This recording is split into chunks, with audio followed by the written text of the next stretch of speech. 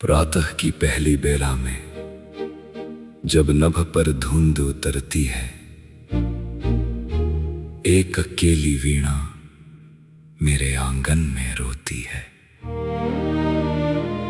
तारों पर ठहरी ओस जैसे बीते वर्षों के आंसू हों, और हर कांपता स्वर किसी बिछड़े हुए नाम को पुकारता है। मैंने आज राग तोड़ी छेड़ा, पर स्वर अधरों तक आते आते क्यों इतने उदास हो गए। क्या सुरों को भी बिछड़ने का दुख होता है। क्या तानपुरे का नाद भी किसी खोए हुए स्पर्श को याद कर सकता है। पुराने मंदिर की सीढ़ियों पर एक दीप अकेला जल रहा है।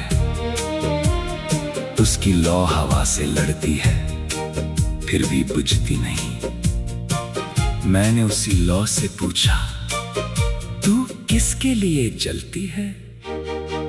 वह मौन रही, शायद प्रेम के प्रश्नों का उत्तर भी मौन ही होता है। नदी के किनारे आज कोई नाव नहीं, जल शांत है, किनारे सुनसान है। बस एक सफेद पत्ता धीरे धीरे बह रहा है। मैंने उसे रोका नहीं, कुछ चीजों को उनकी मंजिल तक जाने देना ही सच्चा प्रेम होता है। तेरी स्मृति अब मेरे पास आंधी बनकर नहीं आती। वो तो भोर की धूप जैसी है, धीरे से उतरती है, मेरे कमरे को छूती है और बिना कुछ कहे मेरे भीतर एक खाली जगह रोशन कर जाती है। गुरु ने कभी कहा था, राग केवल स्वरों का मेल नहीं, मन का अनुशासन है।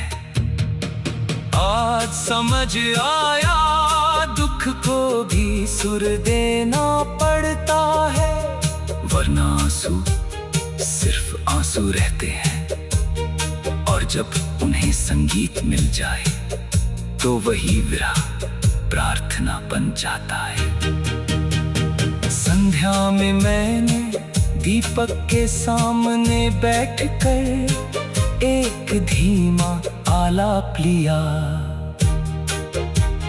मंद्र स्वर से उठकर तान धीरे धीरे आकाश तक गई। एक पल को लगा जैसे तू सामने बैठी है। मैंने आंखें खोल दी, वहां केवल दीप था और उसके पीछे लंबी सी मेरी परछाई। मैंने आज तेरे लौटने की इच्छा भी अपने मन से विदा कर दी। अब मेरी प्रार्थना इतनी है, जहां भी तू हो तेरे जीवन में संगीत रहे। तेरी सुबह उजली हो, तेरी रातें शांत हो। मेरे हिस्से का दुख यदि कहीं बचा हो तो उसे भी मैं अपने स्वर में रख लूंगा। रात के अंतिम पहर वीणा फिर मौन हो गई, पर मेरे भीतर एक तान अब भी चल रही थी।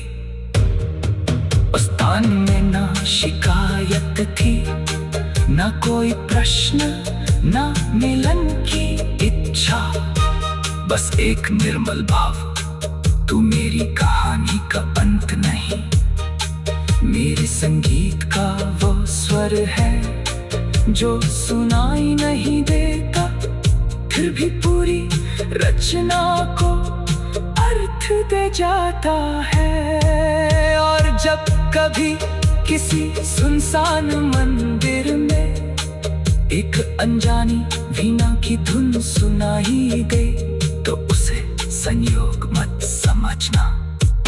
शायद किसी दूर बैठे हृदय ने अपने सारे आंसू सुरों में रख दिए हों, और उस मान संगीत में एक अधूरी मोहब्बत आज भी सांस ले रही हो।